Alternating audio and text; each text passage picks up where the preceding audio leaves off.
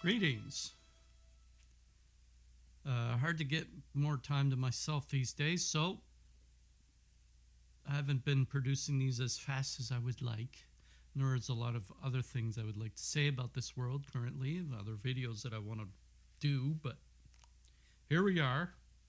So we're in the middle of September. We're about to hit the fall, and people are shuffling around because Jesus is making a name for himself, and the baptism is still due. So, subtext, Jesus in Bethany.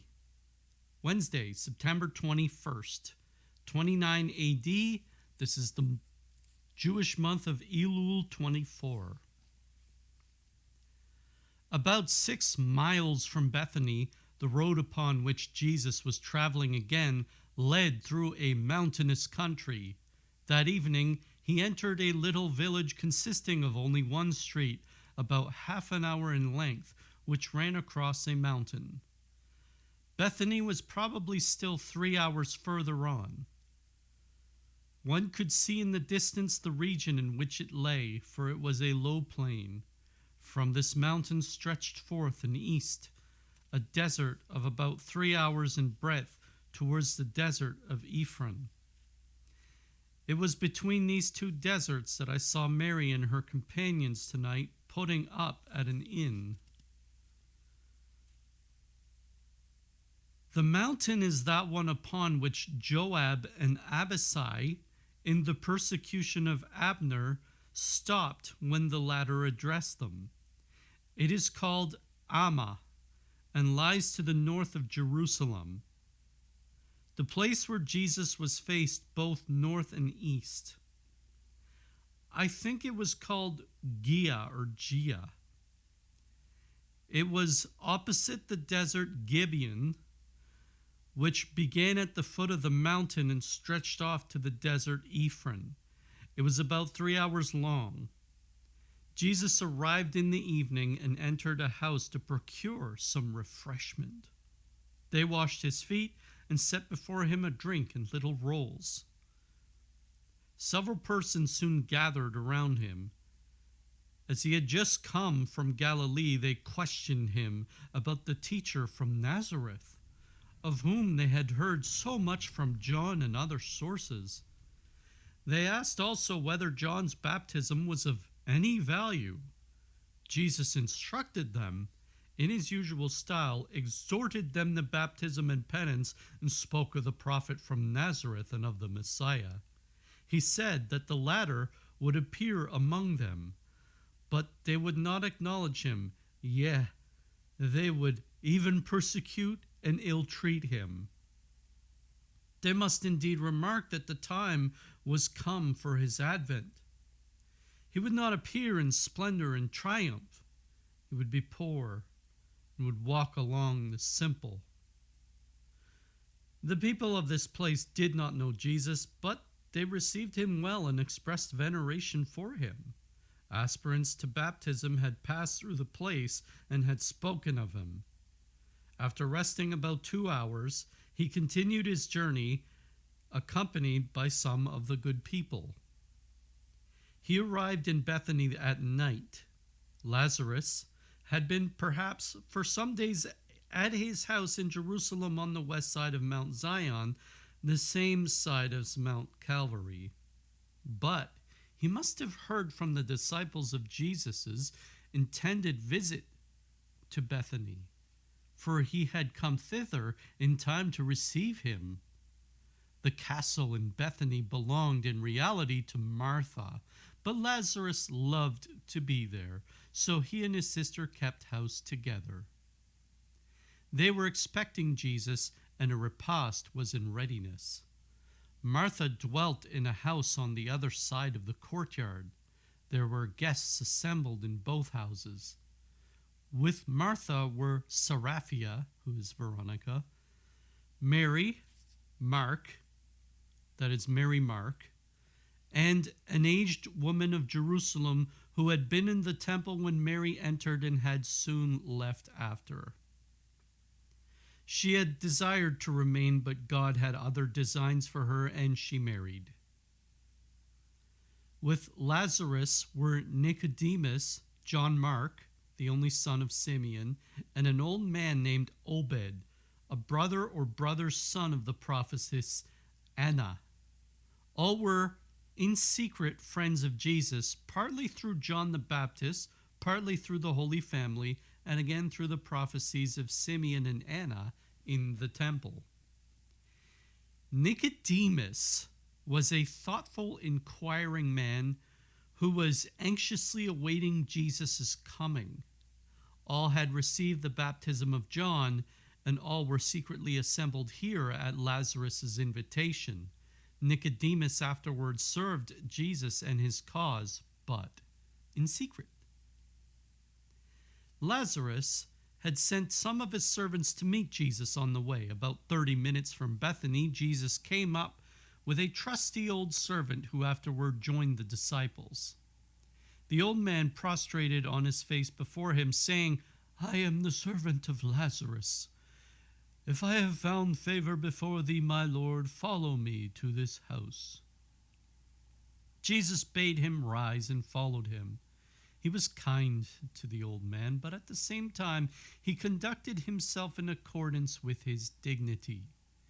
It was just that way of acting that gave him such power to attract. People loved the man, but felt the God. The servant led Jesus to a porch near a fountain at the entrance of the castle, where all had been prepared for washing his feet and changing his sandals. He wore thick green padded soles, which he now exchanged for a pair of stout ones with low leather uppers. From that time he continued to wear these latter. The servant dusted and aired his garments. When the washing of his feet was over, Lazarus and his friends appeared, bringing to Jesus a light refreshment and something in a drinking cup. Jesus embraced Lazarus and greeted the others, extending to them his hand. They served him hospitably and escorted him to the house. Some time after, Lazarus conducted him across the courtyard to Martha's dwelling. The women there knelt, veiled before him. Jesus raised them by the hand and told Martha that his mother was coming to await there his return from the baptism. They all went back to Lazarus's, where a meal was awaiting them. It consisted of roasted lamb, doves, vegetables, little rolls, honey, and fruits. On the table were cups, and the guests reclined on leaning stools, 2 and 2. The women ate in an antechamber. Jesus prayed before the meal began and blessed the food. He was very grave, even a little sad. During the repast, he said that a time of trial was approaching, that he was about to begin a toilsome journey which would come to a bitter end. He exhorted them, if they were his friends, to stand firm, for like himself, they would have much to suffer. He spoke so feelingly that they all wept, though they did not perfectly understand him and knew not that he was God. That want of understanding on the part of those around Jesus is always a subject of wonder to me, since I have seen innumerable testimonies of his Godhead and mission. And I cannot help asking, why was not that which I perceive so clearly shown to these people? I have seen man created by God, Eve taken from his side and bestowed upon him as a wife, and both fallen from their first innocence. I have seen the promise of the Messiah, the dispersion of humankind, the wonderful providence of God and his mysteries preparing the way for the coming of the Blessed Virgin.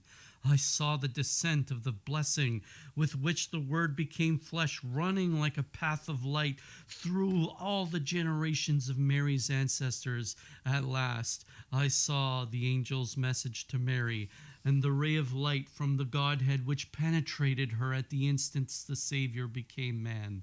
And after all this, how wonderful did it not seem to me, miserable, unworthy sinner, to see all those holy contemporaries and friends of Jesus in his presence, though loving and honoring him, yet possessed by the thought that his kingdom was to be an earthly one. To see them regarding him indeed as the promised Messiah, and yet never dreaming that he was God himself. He was to them only the son of Joseph and Mary his mother. None guessed that Mary was a virgin, for they knew not of her supernatural immaculate conception. Indeed, they did not even know the mystery of the Ark of the Covenant. It was already a great deal and a sign of special grace that they loved him and acknowledged him.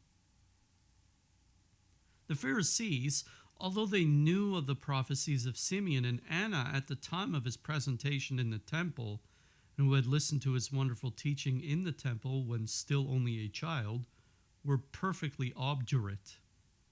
They had indeed made some inquiries at the time concerning the family of the child, and later on concerning his instructions. But they esteemed him and his relatives too poor, too insignificant, too despicable. They wanted a Messiah in every way magnificent. Lazarus, Nicodemus, and many of his followers of Jesus, that is, entertained the secret belief that was called with his disciples to take possession of Jerusalem, to free the Jews from the Roman yoke, and to establish them in a kingdom of their own. Truly, it was then as now, when each man might look upon him as a savior who would restore his fatherland to freedom and once again establish the beloved old government. Neither was it known at that time that the kingdom which alone can help us is not of this world of penance. Yes, they indeed rejoiced for the moment in the thought, now it will soon be over with the glory of such and such a tyrant. They did not, however, venture to mention their thoughts to Jesus. They stood in great awe of him. Besides, they could read a fulfillment of their hopes in no trace of his behavior, in no word that he uttered. After the meal, all retired to an oratory where Jesus offered a prayer of thanksgiving that his time, his mission was now to begin. It was extremely affecting, and all shed tears. The women were present, but standing back. They recited together the usual prayers, after which Jesus gave them his blessing and was conducted by Lazarus to his chamber for the night. This was a large room divided off into alcoves where the men slept, but these alcoves were more beautiful than those of ordinary houses. The beds were not rolled up, as they were in general. They were placed on a kind of stationary platform with a cornice in front, ornamented with hangings and fringes. A fine mat was rolled up on the wall by the bed. It could, by means of a pulley, be drawn up or let down before the bed, thus concealing it when not in use, and forming a kind of slanting roof. Besides the bed was a small table, and in a niche in the wall stood a tall water vessel along with a smaller one for drawing and pouring. A lamp projected from the wall, and on the arm of the same hung a toilet towel. Lazarus lighted the lamp, cast himself on his knees before Jesus, who again blessed him and departed. Silent Mary, the simple sister of Lazarus, did not make her appearance. Before others, she never uttered a word, but when alone in her room or the garden, she talked aloud to herself and to all the objects around her as if they had life. It was only before others that she was perfectly mute and still. Her eyes cast down, she looked like a statue. On being saluted, however, she inclined and was very polite in all her bearing. When alone, she busied herself in various occupations, attending to her own wardrobe and keeping all things in order. She was very pious, though she never appeared in the school. She prayed in her own chamber. I think she had visions and conversed with apparitions. Her love for her brothers and sisters was unspeakable, especially for Magdalene. From her earliest years, she had been what she now was. She had a female attendant, but she was perfectly neat in her person and surroundings, with no trace of insanity to be found about her. No word had as yet been spoken in Jesus' presence in reference to Magdalene, who was then living at Magdala in the height of her grandeur. On the night that Jesus went to Lazarus's, I saw the Blessed Virgin, Johanna Chusa, Mary Cleophas, the widow Leah, and Mary Salome passing the night at an inn between the desert Gibeah and the desert Ephraim, about 5 hours from Bethany. They slept under a shed enclosed on all sides by light walls. It contained 2 apartments. The front one was divided off into 2 rows of alcoves, of which the holy women took possession. The back served as a kitchen, before the inn was an open hut in which a fire was burning. Here the male attendants slept or kept watch. The innkeeper's dwelling was not far distant. Thursday, September 22nd. On the following day, Jesus taught, walking about the courtyards and gardens of the castle. He spoke earnestly, feelingly, and lovingly, though the matter was full of dignity, and he uttered no unnecessary word. All loved him and followed him, though not without a sentiment of awe. Lazarus approached him the most confidently. The other men were more reserved. They gazed on in admiration.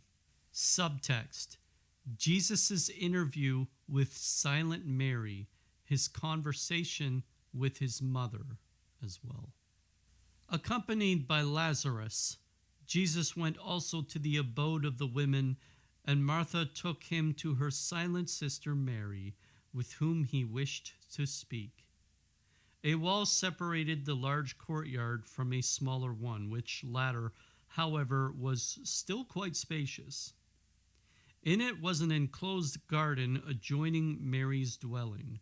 They passed through a gate, and Jesus remained in the little garden, while Martha went to call her silent sister. The garden was highly ornamental. In the center stood a large date tree, and all around were aromatic herbs and shrubs. On one side was a fountain, or rather a kind of tiny lake with a stone seat in the center. From the opposite edge to the seat was laid a plank upon which silent Mary could cross and there sit under an awning and surrounded by the water. Martha went to her and bade her come down into the garden, for there someone was waiting to speak to her. Silent Mary was very obedient. Without a word, she threw her veil around her and followed her sister into the garden. When Martha retired, Mary was tall and very beautiful. She was about 30 years old. She generally kept her eyes fixed on heaven. If occasionally she glanced to one side where Jesus was, it was only a side glance, and vaguely, as if she were gazing into the distance. Even when speaking of herself, she never used the pronoun I, but always thou, as if she saw herself as a second person and spoke accordingly. She did not address Jesus nor cast herself at his feet. Jesus was the first to salute, and they walked together around the garden. Properly speaking, they did not converse together. Silent Mary kept her gaze fixed on high and recounted heavenly things as if passing before her eyes. Jesus spoke in the same manner of his Father and to his Father. Mary never looked at Jesus, though while speaking she sometimes half turned to the side upon which he was walking. There was more a prayer, a song of praise, a contemplation, a revealing of mysteries than a conversation. Mary appeared as if ignorant of her own existence. Her soul was in another world while her body lived on earth. Of their speech during that interview, I can remember that, glancing intuitively upon the incarnation of Christ, they spoke as if gazing upon the most holy Trinity acting in that mystery. Their simple and yet profoundly significant words I cannot recall. Mary, gazing upon it, said, "The Father commissioned the Son to go down to humankind, among whom a virgin should conceive him." Then she described the rejoicing of the angels and how Gabriel was sent to the Virgin. And so she ran through the 9 angelic choirs who all came down with the bearer of the glad tidings, just as a child would joyously describe a procession moving before its eyes, praising the devotion and zeal of all that composed it. Then she seemed to glance into the chamber of the Virgin, to whom she spoke words expressive of her hope that she might receive the angel's message. She saw the angel arrive and announce the coming of the Savior. She saw all and repeated all as if uttering her thoughts aloud, gazing the while into the distance. Suddenly she paused, her eyes fixed on the Virgin, who appeared to be recollecting herself before replying to the angel, and said very simply, "Then thou hast made a vow of virginity. Ah, if thou hadst refused to be the Lord's mother, what would have happened? Would there have been found another virgin?" Then addressing her nation, she exclaimed, "Had the Virgin refused, long wouldst thou, O orphaned Israel, still have groaned." And now, filled with joy by the Virgin's consent, she burst forth into words of praise and thanksgiving, rehearsed the wonders of Jesus' birth, and addressing the divine child, said, "Butter and honey shalt thou eat." She again repeated the prophecies recalled, those of Simeon and Anna, etc., spoke with the different personages connected with them, and all this as if gazing upon those scenes contemporary with them. At last, descending to the present, she said, speaking as if alone, "Now goest thou on the painful bitter way," etc. Although she knew that the Lord was at her side, yet she acted and spoke as if he were no nearer to her than all the other visions just recounted. Jesus interrupted her from time to time with prayer and thanksgiving, praising his Father and interceding for humankind. The whole interview was inexpressibly touching and wonderful. Jesus left her. Relapsing into her usual silence and exterior apathy, she returned to the house. When Jesus went back to Lazarus and Martha, he said to them something like the following: "She is not without understanding, but her soul is not of this world. She sees not this world, and this world comprehends her not. She is happy. She knows no sin." Silent Mary, in her altogether spiritual state of contemplation, was really and truly oblivious to all that happened to her or around her. She was always thus abstracted. She had never before spoken in the presence of others as she had just done in that of Jesus. Before all others she kept silence, though not from pride or reserve. No, it was because she saw not those people interiorly, saw not what they saw, but gazed upon redemption and the things of heaven alone. When at times accosted by a learned and pious friend of the family, she would indeed utter some words audibly, though without understanding a single word of what had been said to her. Not having reference to or connection with the vision upon which she was interiorly gazing at the time, she heard without hearing. Consequently, her reply, bearing upon what was then engrossing her own attention, mystified her hearers. It was for this reason that she was regarded by the family as a simpleton. Her state necessitated her dwelling alone, for her soul lived not in time. She cultivated her little garden and embroidered for the temple. Martha brought her work. She was skillful with her needle, which she plied in uninterrupted musing and meditation. She prayed most piously and devoutly, and endured a kind of expiatory suffering for the sins of others, for her soul was often oppressed as if the weight of the whole world was upon her. Her dwelling was comfortably fitted up with sofas and different kinds of furniture. She ate little and always alone. She died of grief at the immensity of Jesus' passion, which in spirit she foresaw. Martha spoke to Jesus of Magdalene now, and her own great anxiety on her account. Jesus comforted her, telling her that Magdalene would certainly be converted, but that she must on no account weary of praying for her and exhorting her to change her life. At about 1:30, the Blessed Virgin arrived with Mary Chusa, Leah, Mary Salome, and Mary Cleophas. The servant had in advance announced their approach. Martha, Seraphia, Mary Mark, and Susanna proceeded to that hall at the entrance of the castle where Jesus, the day before, had been received by Lazarus. They took with them refreshments and the vessels necessary for washing their guests' feet.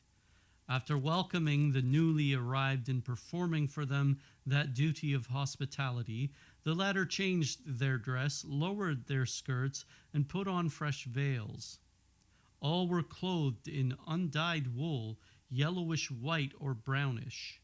They partook of a light refreshment and then accompanied Martha to her house. Jesus and the men now presented themselves to salute the holy women, after which Jesus retired to converse with the Blessed Virgin.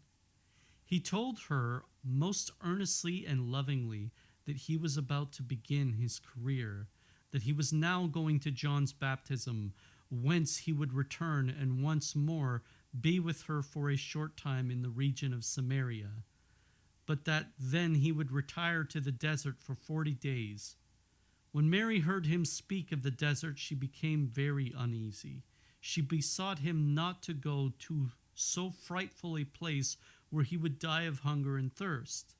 Jesus replied that henceforth she should not seek to deter him by human considerations, for he must accomplish what was marked out for him.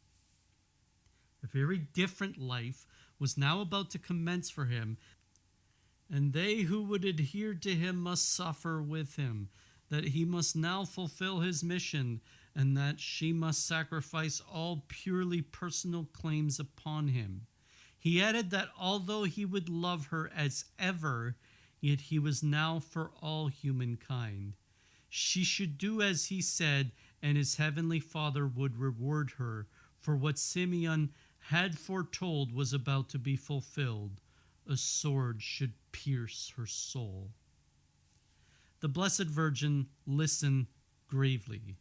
She was very much troubled, though at the same time strong in her resignation to God, for Jesus was very tender and loving. That evening Lazarus gave a feast to which Simon, the Pharisee, and some others of the sect were invited. The women ate in an adjacent room, which was separated by a grating from the men's dining hall, but within hearing of all that Jesus said. He taught of faith, hope, charity, and obedience. He said that they who desired to follow him must not look back. They should practice what he taught and suffer the trials that might befall them, but that he would never abandon them.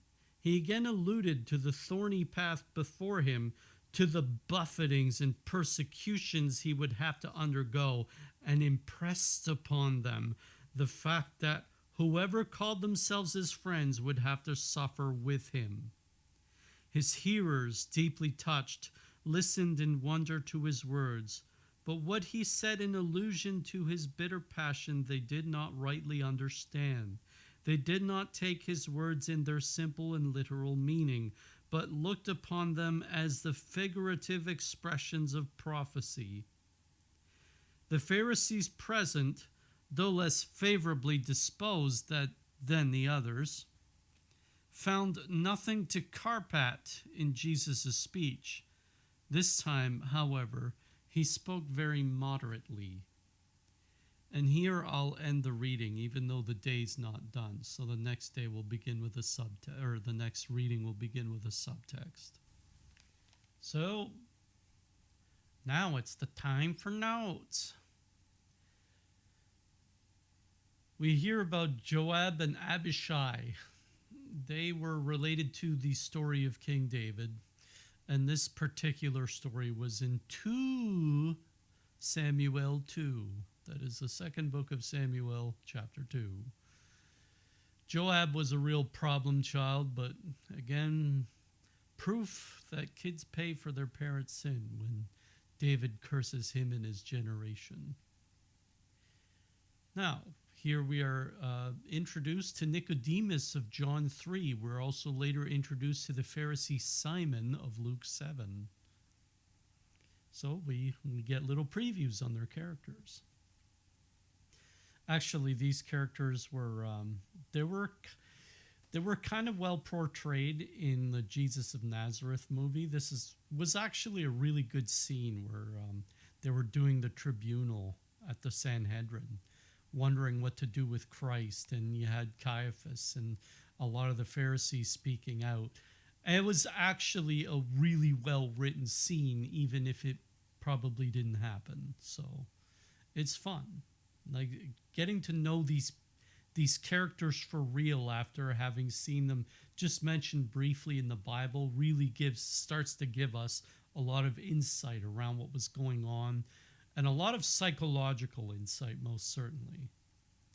Speaking of psychological insight, and this is my major note, when Anne Catherine talks about how oblivious the people around Jesus were, she's lived a life where she spent a lot of time of it in solitary and in her visions, and she was privy to knowledge that other people would only dream of being able to access. But I get it. These people were oblivious because our life sort of fools us. The only thing that really gives heaven away is the presence of death. What if we were immortal? Well, of course we'd want a kingdom in this world. But death continuously reminds us we're not here forever. Which means, what happens after? That question has to be begged, and eventually we get the answer. Jesus is the resurrection. But if people were immortal, heaven would pass farther and farther away. So each man, when he sweats in the field, what he works for becomes precious to him sentimentally.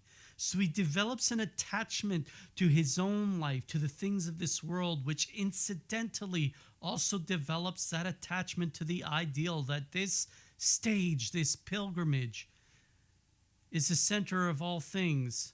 And in the end, it becomes a bias, the bias that Anne Catherine could just not understand. But that bias is present. It's bought and paid for by the amount we have to labor for it.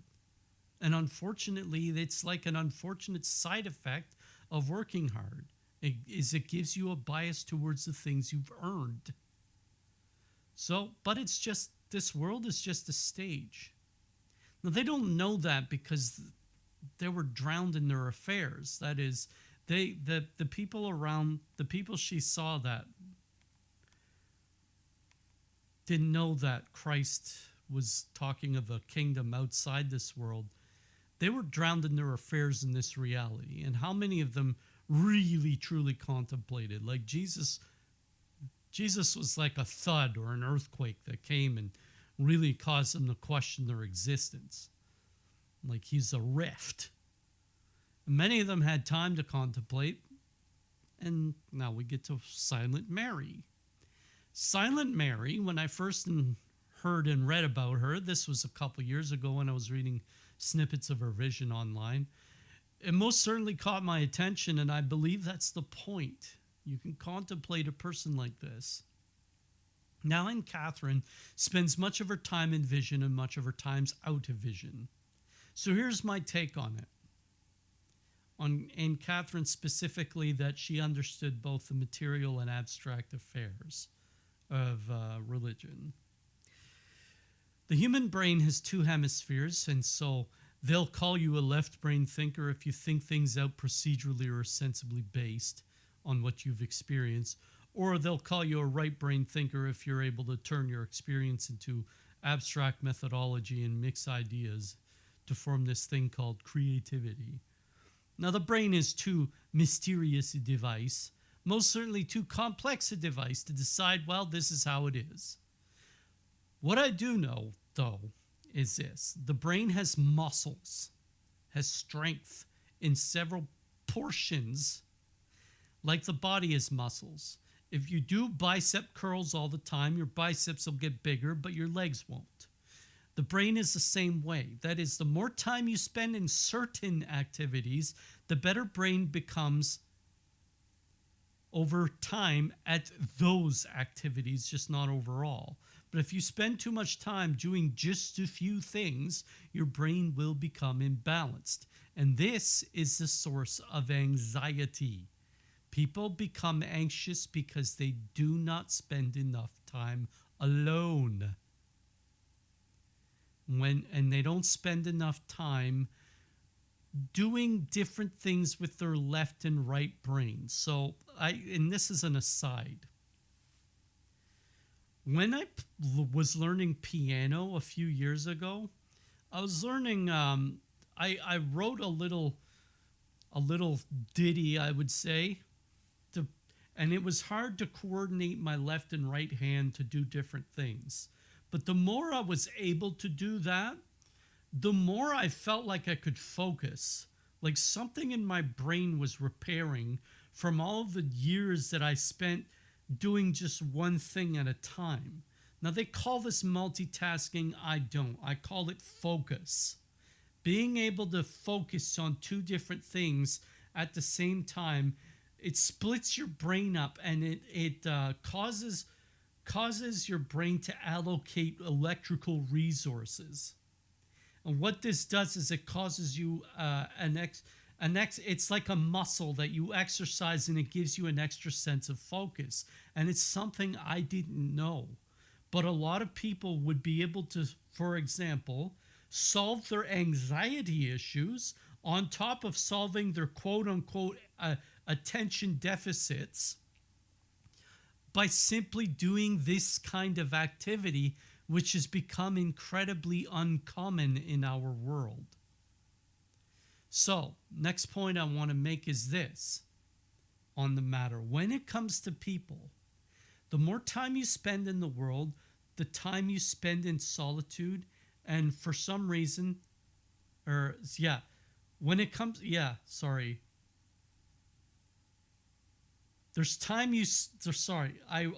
rephrase this.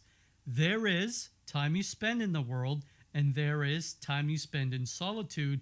And for some reason, the brain develops different when you do one more than the other. People who spend more of their time around other people around the world carve their brain with a bias that prefers company, talking, the warmth of society, sentiment towards noises that expresses hubbub or public movement, etc. Like, for example, when cell phones first came out, especially text messaging, we had those people who could not put their phones away. When someone messaged them, they had to message them back immediately. Like they could not live without this thing. And that expresses their city-like attribution. So those people, they become more socialite, more urbanite, which is why city people are indeed quite different from people from outside cities, especially from farms and stuff like that, from small towns. So the people who spend more time by themselves reading a book or running or simply praying and meditating, they develop their thoughts rather differently and see the world differently. They're the ones that are more likely to see the world as just a stage, not as the place where everything happens. just like a trial period kind of thing. Now, with a bustling, rich family like Lazarus's was, most of the members of it were bustling and dealing with material affairs. But this silent Mary was a different thing. She was afforded, because of her extreme eccentricities, her little space to contemplate things. Because of that, and I'm supposing natural explanation here, because it happens to a lot of people, even though Jesus gave it a supernatural explanation, that her soul was simply elsewhere, that she was basically already, there wasn't much to evangelize there. But in a naturalistic way, we have a lot of people like this, and they're up on cloud nine, as they might say. Now I was very much attached to my solitude as a kid because I lived in a house where I often didn't have any space to myself, and I would get annoyed by siblings or even my parents. So I loved being by myself many times.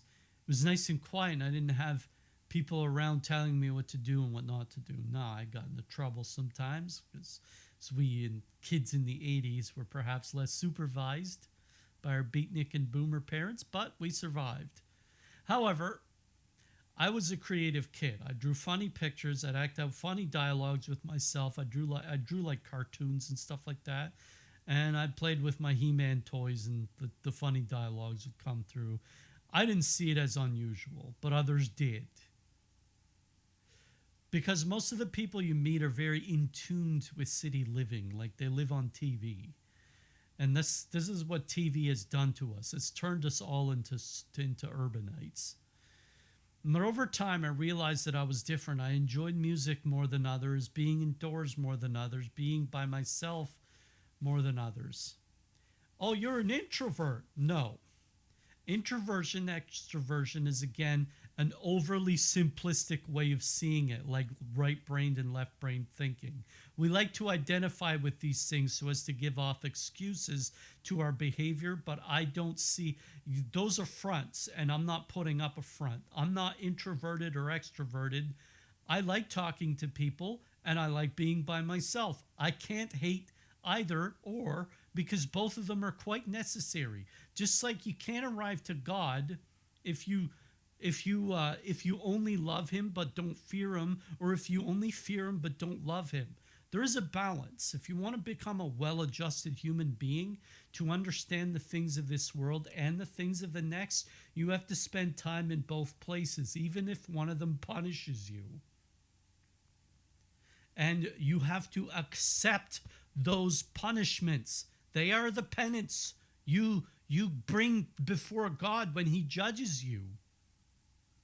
But Mary didn't have to, nor you couldn't do this with her, because she simply couldn't. You have some people, there are exceptions to the rule, you have to accept that.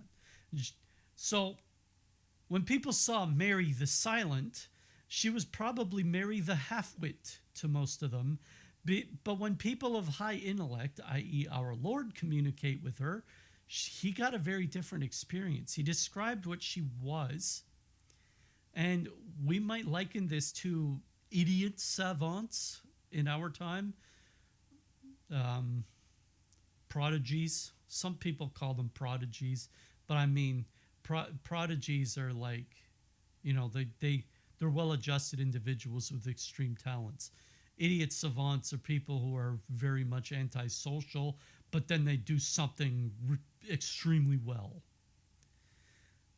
So people who just have no reverence for social interaction whatsoever, they'll call this abnormal, and it is, but it doesn't necessarily follow that these people who don't talk much, that they're stupid, even though urbanites might classify it this way, even though if you're raised on TV, you might have classified it this way. Now, I'm not Silent Mary. I'm very sinful. Not even close. But I've spoken with a lot of kooky people online, and I found that a lot of them were actually highly intuitive, but they just had extreme difficulty adjusting to their surroundings. And these intuitions are treasures. I love listening. And people would love listening to these people if they got a chance to talk. What I found out is what Jesus found out. These people are actually quite saintly. Many of them are. They are not attracted by sin, not drawn in by it, not gravitated by it. They're basically in flight already. So Jesus had very little work to do with her. She saw it all, she knew it all, and that was okay with Christ. I have these eccentricities, but I've had to get along with the world, and my brain was quite capable of it. But it still doesn't diminish the fact that I'd very much lead a double life. Where in my personal world, I play video games and whatnot, in my public world, I play video games, I put videos on the internet and whatnot. In my personal world, I write novels, I contemplate a lot, I keep books and books of journals, I write a lot of music, put a whole bunch of files of projects, personal projects on my computer, and the amount I do would probably baffle a lot of people. But it's my brain needing to function, needing to do, to work. And this work doesn't pay off for anybody, except it profits my soul, because it's my sense of personal exploration, just like my dreams were. And if you saw my Sirocco video, you would understand that I had very strange dreams. Now, Silent Mary just abstracted everything, and when you learn their language, they can actually be quite the joy to listen to. So anyways, we see Mary the mother. This is the last note. We see Mary the mother's natural human predilection show near the end as she cautions Christ. Christ tells her, you don't have to be my mom anymore, basically. But she turns into his best apostle, so really, he has his mission, but he lets her know, and she still has hers, and hers is of supreme importance. So we might say, well, look at how human she is. She worries. Doesn't she know that he's God, etc., etc.? But we have to realize his simple observation. This is something that baffles Protestants, because the gospel presents her as very human. It has to. If neither she nor Christ were human, but lived on as quasi-deities, or in Christ's case, actual deity, they wouldn't have truly suffered. It would have been easy for them to suppress their pain, because they would have had godlike power to do so. However, the human condition is required in order that we understand that not only did they suffer, they had to resist the gravity of their human element in order to prove that the spirit is stronger than the flesh. If they were not human, they would have nothing to prove.